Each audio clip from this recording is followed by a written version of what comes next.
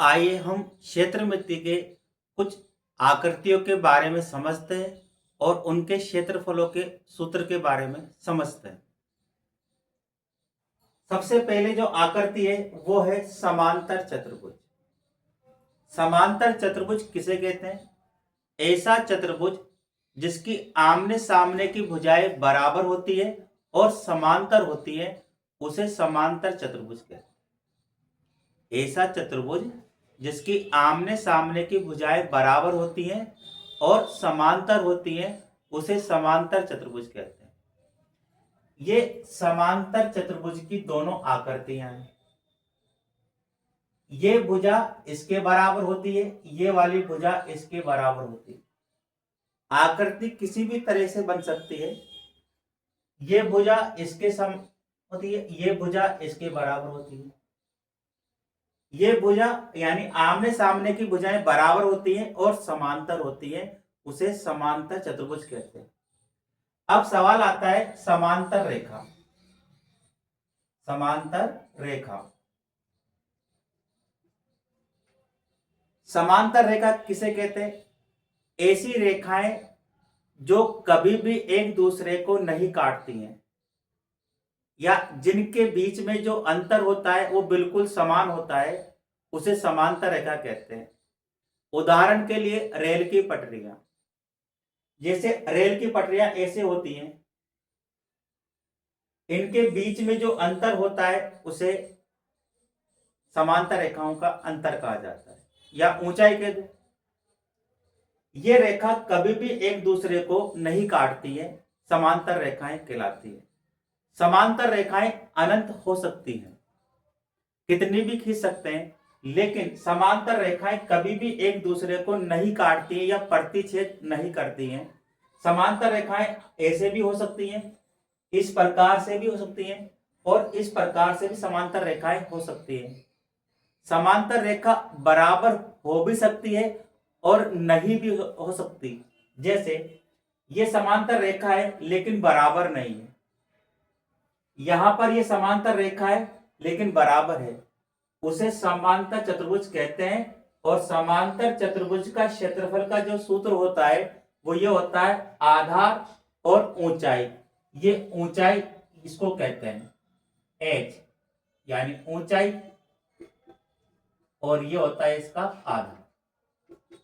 इसका क्षेत्रफल ज्ञात करने का ये सूत्र है। समलंब चतुर्भुज, इसके बारे में जानते हैं।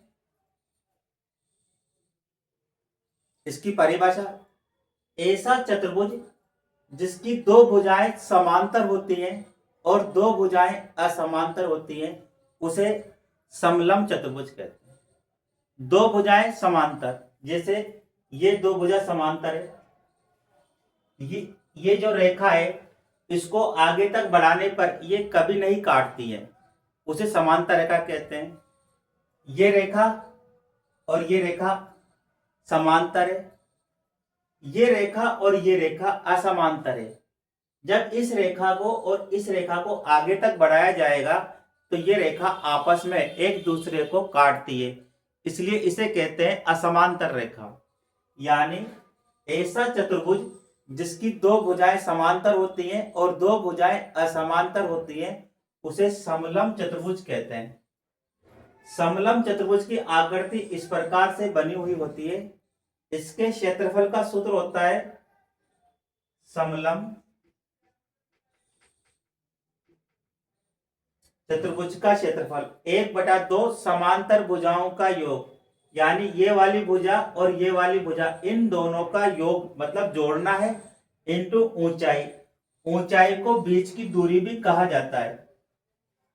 इन दोनों की बीच की दूरी या ऊंचाई एक ही बात है, आप ऊंचाई लिखो या बीच की दूरी लिखो, एक ही बात। समचतुर्भुज के बारे में समझते हैं।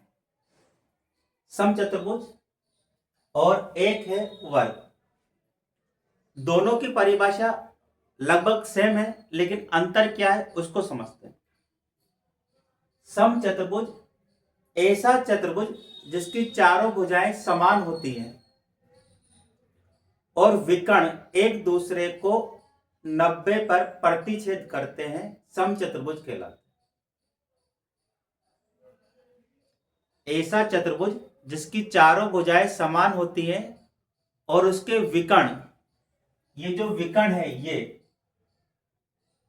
एक दूसरे को 90 वाले कोण पर प्रतिच्छेद करते हैं, समचतुर्भुज कहलाते हैं। वर्ग की परिभाषा भी यही है। ऐसा चतुर्भुज जिसकी चारों भुजाएं समान होती हैं और प्रत्येक कोण 90 डिग्री का होता है। ऐसा चतुर्भुज जिसकी चारों भुजाएं समान होती हैं और प्रत्येक कोण 90 डिग्री का होता है, यानी ये चारों कोण 90 डिग्री के होंगे। इसमें ये चारों कोण 90 डिग्री के नहीं होते, इसके विकर्ण एक दूसरे को प्रतिच्छेद करते हैं। ये वाले कोण 90 डिग्री के होते हैं। ये वाले कोण कितने भी डिग्री के हो सकते हैं। चतुर्भुज का क्षेत्रफल का सूत्र ये होता है 1/2 पहला विकर्ण इंटू दूसरा विकर्ण, पहला विकर्ण इंटू दूसरा विकर्ण, या इसको इस सूत्र को दूसरे तरीके से भी लिख दिया जाता है 1/2 इंटू विकर्णों का गुणनफल। विकर्ण क्या होते हैं आपको मैं समझा देता हूं। कोई भी चतुर्भुज है, ये आपने चतुर्भुज बना लिया, चाहे ऐसा बनाओ या इस प्रकार से आप एक चतुर्भुज बना सकते हैं।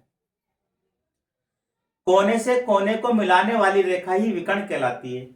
इस कोने से इस कोने को मिला देंगे, ये विकर्ण है। इस कोने से इस कोने को मिला देंगे, ये विकर्ण है। एक चतुर्भुज में दो विकर्ण होते हैं, ये बराबर भी हो सकते हैं और नहीं भी हो सकते हैं।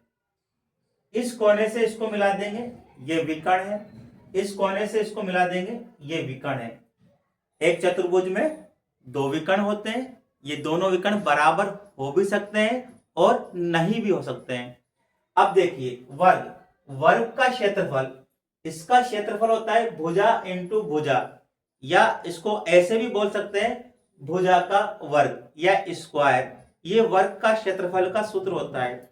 दोनों की परिभाषा क्या है, इसकी भी चारों भुजाएं समान होती हैं और इसकी भी चारों भुजाएं समान होती हैं, लेकिन इसमें प्रत्येक कोण 90 डिग्री का होता है, जबकि प्रत्येक कोण 90 डिग्री का नहीं होता है। इसमें विकर्ण एक दूसरे को 90 पर प्रतिच्छेद करते हैं।